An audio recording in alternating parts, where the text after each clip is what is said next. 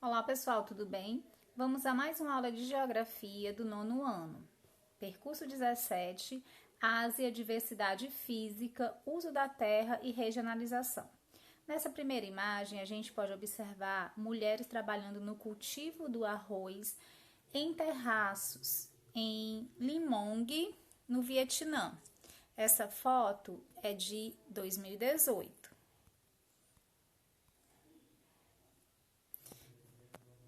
Vamos lá.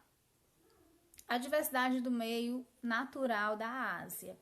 Bem, a Ásia é um continente muito extenso no sentido latitudinal e também no sentido longitudinal. Ela se estende, olha só, dos meridianos 25 ao meridiano 180, a leste de Greenwich. Temos aqui a península de Chukchi, que é cortada pelo meridiano 170 a oeste, certo? Uma pequena parcela desse território asiático vai se localizar no hemisfério ocidental, onde podemos encontrar o Estreito de Bering, que separa a Ásia da América, bem próximo ao Círculo Polar Ártico. Olha só, 30% das terras emersas do globo se encontram na Ásia, com cerca de 45 milhões de quilômetros quadrados de extensão. A Ásia contém 45 países, tá? Temos uma grande diversidade nesse território, tá? Nós temos aqui a área do continente em relação às terras emersas em porcentagem. Temos aqui um pouco maior essa imagem, certo? Olha só. Só um momento, vamos ver, aumentando aqui, ó. 30%, né, das terras emersas do planeta corresponde ao continente asiático. 28% à América, 20% à África, 9% à Antártida, 7% à Europa e 6% à Oceania. Então, claramente, esse gráfico mostra, certo, a extensão do território asiático em relação às terras emersas do planeta. Temos aqui, na figura 2, a Ásia, o mapa da Ásia político, né? O mapa político da Ásia em 2016, com todos os países, os 46 países asiáticos, certo? Então, vamos dar só uma olhada superficialmente, não vamos citar esses 46 países, mas só para que vocês possam visualizar, tá? Quais são eles. Olha aí como é interessante, né? A questão da Indonésia, que faz parte do continente asiático, certo? E temos aqui uma proximidade muito grande da Oceania, né? Aqui são os países arquipélago, que a gente vai falar, tá? Daqui a pouco, certo? Então, só um tour aqui para que vocês possam ter noção, né? A região de Chukchi, né? Que é essa região aqui do Estreito de Bering, tá? Olha só, certo? Vamos passando. O clima e a vegetação. Então, tem uma variedade muito grande em relação aos climas da Ásia e a vegetação também, até porque o território é muito extenso e como já foi comentado, é muito extenso nos sentidos latitudinais e longitudinais. Isso vai causar o quê? Uma variedade muito grande de climas e, consequentemente, de vegetações, tá? Aí vamos aqui ampliar um pouco, né? O mapa da Ásia, né? Regionalizado por tipos de clima. Os climas em lilás são os mais frios, né? Os climas polares. Tá? Tem uma diversidade muito grande. Vamos ver aqui a legenda, só para que vocês possam olhar direitinho, né? Esses em tons de lilás são os mais frios. e os tons de amarelo, alaranjado, os mais quentes, tá? Quais são os climas do continente asiático? O equatorial, tropical, que são os mais quentes, latitudes mais baixas. O clima subtropical, desértico, semiárido. Desértico e semiárido são climas quentes, né, e seco. O mediterrâneo, temperado. O frio, né, em tons de lilás, como eu já comentei, frio de montanhas, altas montanhas e o polar, tá? Aí tem aqui até uma perguntinha, duas perguntinhas, né, no livro de vocês. Qual é o clima predominante das altas latitudes do continente asiático e das baixas latitudes? Então, os das altas latitudes é o clima polar. As altas latitudes são as regiões do planeta mais próximos dos círculos polares, tá? E o das baixas latitudes, que são as regiões do planeta mais próximos da linha do Equador, que é a área mais quente do planeta, é o clima equatorial, no caso. Temos outra perguntinha. Quais são as formações vegetais naturais existentes na Ásia que também podem ser encontradas em território brasileiro? Quais são elas? A floresta tropical e equatorial também pode ser encontrada no território brasileiro. A savana, que aqui no Brasil é chamada de cerrado, e também caatinga, que no nosso caso aqui é a nossa vegetação, né, a caatinga. E a pradaria, que também é chamado de campos, tá? Na região sul. Vamos aqui, continuando. Nós temos aqui, mostrando essa diversidade, certo? Climática e as formações vegetais, né? Como eu já falei para vocês, ela vai fazer com que exista uma grande variedade de formação vegetal, tá? Temos aqui na figura 4 a vegetação natural e as áreas de cultivo.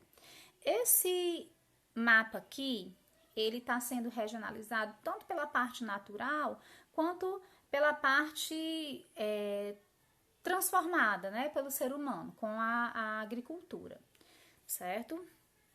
Temos a tundra, floresta de conífera, também chamada de taiga, a floresta temperada ou subtropical, nesse outro tom de verde, a vegetação mediterrânea, as pradarias em amarelo, os estepes, nesse laranja mais claro, e o deserto, nesse laranja mais escuro, as savanas, né, que são encontradas aqui no Brasil com o nome de cerrado e caatinga, floresta tropical e equatorial, que também encontramos aqui no Brasil, e a vegetação de altitude, esse verde mais escuro. Toda essa área rosadinha são as áreas cultivadas, ou seja, transformada pelo ser humano com a agricultura, tá? Então, dá para observar que essa área cultivada, ela é bem significativa, né? Isso deixa bem claro que existe uma grande transformação nas paisagens e, consequentemente, impactos ambientais, né, em grande parte do território asiático, certo? Vamos lá. Repetindo, né, porque eu acabei não apagando, tá? A outra imagem. Aí tem até uma perguntinha aqui, ó. Quais são as formações vegetais naturais existentes na Ásia? Desculpa, a gente já viu essa, né? Que também pode ser encontrada no território brasileiro, a gente já viu. É porque eu não apaguei a imagem anterior, certo? Aí vamos aqui para o relevo no continente asiático. Então, nós temos aqui, podemos destacar os planaltos, as planícies e também as montanhas, tá? Nós temos aqui o planalto de Pamir, tá? Que é denominado também telhado do mundo. Localiza-se a 4.000 metros de altitude, Mas há algum tempo atrás, o telhado ou teto do mundo vinha a ser na Cordilheira do Himalaia, né? O Monte Everest, no caso, que a gente vai já falar sobre ele, que é o maior pico do mundo, certo? Aí temos aqui o Planalto do Tibete, cerca de 3/4 da superfície, situa-se em altitudes acima de 3.500 metros, certo? Temos várias cadeias montanhosas e o clima se caracteriza pela baixa pluviosidade, ou seja, baixa quantidade de chuvas e médias térmicas também baixas, ou seja, frio. Aí temos a planície da Sibéria, certo? Desculpa aí, gente. A planície da Sibéria, a planície indo-gangética, né? No baixo curso dos rios Indo e Ganges. Ao sul, temos o Planalto do Tibete e as planícies aluviais dos rios Huanghe-ho, que é o Rio Amarelo, na China, e o Yangtze-Kiang, o Rio Azul, tá? Na porção sudeste. Aí, nesse mapa, a gente observa a parte física da Ásia. Os tons mais escuros são os locais de maior altitude, certo? Temos aqui mostrando na legenda as áreas mais claras, que são as áreas de planícies. Aí vai subindo, né? A altitude, 200 metros, 500 metros, 1.500 metros e 4.000 metros. Os triângulos são os picos, tá? E essa parte verdinha mais escura são as depressões, que podem ser relativas ou absolutas. Só relembrando, as depressões relativas são aquelas que ficam acima do nível do mar. E as depressões absolutas são aquelas que ficam localizadas abaixo do nível do mar, tá? Que a gente vai falar daqui a pouco. Tá? Então, a gente pode observar que grande parte do território asiático, a gente consegue visualizar que se encontra várias elevações, né, de terra. Olha só, o Planalto do Himalaia, as montanhas, né, do Himalaia, a Cordilheira do Himalaia, certo? Os Montes Urais, que limita o continente europeu do continente asiático, certo? Vamos lá. Deixa eu ver, parece que tem uma perguntinha aqui. Qual é a mais extensa planície asiática, né? Que é da Sibéria, e onde se localiza na Rússia, no caso as planícies, tá? São várias as planícies também.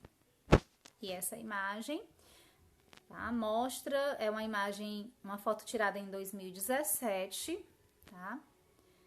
Mostra a estrada no Tajiquistão com a cadeia montanhosa do Pamir no fundo, certo? Imagem bonita, né?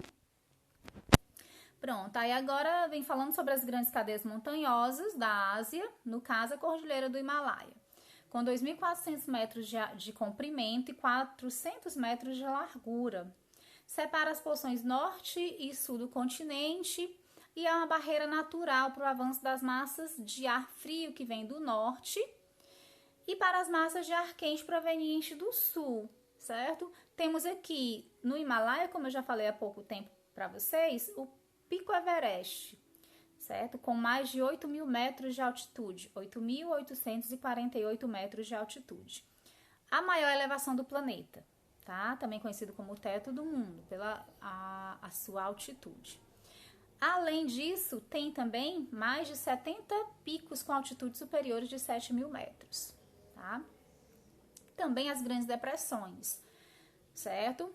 Destacando o Mar de Aral, a gente vai ver daqui a pouco, né, como o Mar de Aral foi modificado pela ação humana, o quanto que ele foi prejudicado, certo? Praticamente secou, devido à irrigação realizada de forma inadequada, certo? Temos a depressão do Mar Cáspio e do Mar Morto, tá? O Mar Morto é considerado a mais profunda das terras emersas. olha só, 395 metros abaixo do nível do mar. É a mais profunda depressão das terras emersas no planeta, o Mar Morto. Vamos lá. Nessa imagem, bela imagem, né, do Monte Everest, na Cordilheira do Himalaia. Foi uma foto tirada em 2016, certo? Também é chamado de rosto do céu, né, em nepalês, é chamado de mãe do universo em tibetano, certo? É a maior altitude da Terra. Muito belo, né, o Everest?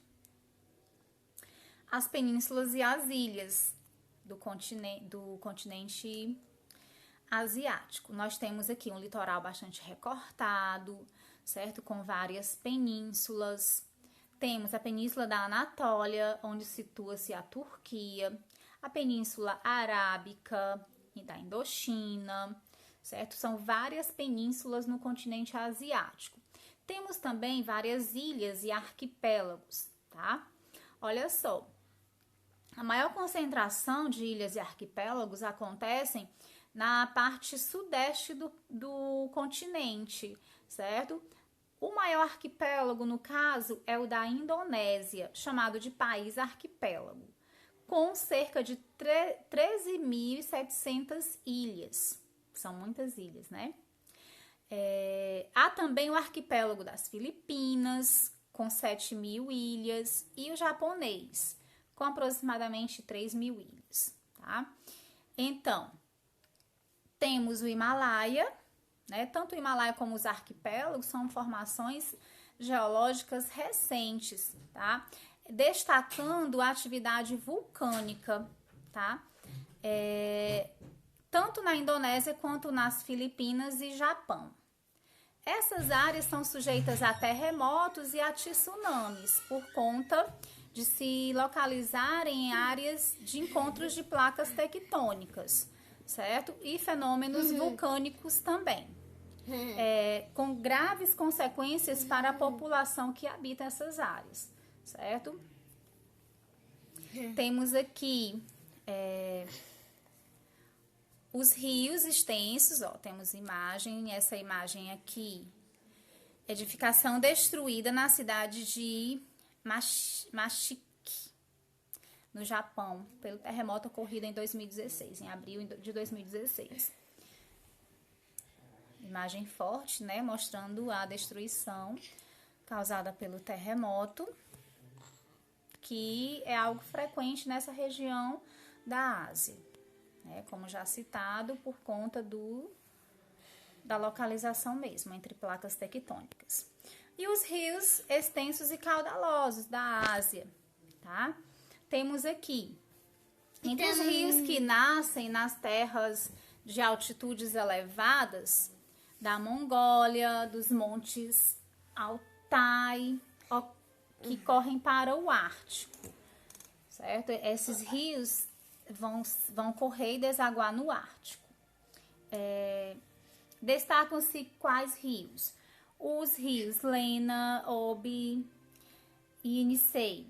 No inverno, parte dos seus cursos se congelam, dificultando a navegação, pelo fato mesmo da localização geográfica ser bem próxima ao Círculo Polar Ártico. E tá também, certo? não te esqueça Nas terras altas do Himalaia, nascem os rios Brahmaputra, o Ganges e o Indo, que ao longo do tempo formaram imensas planícies aluviais, tá? No baixo curso, intensamente aproveitado para a agricultura, certo? Então, esses rios asiáticos, eles são de extrema importância para as populações locais.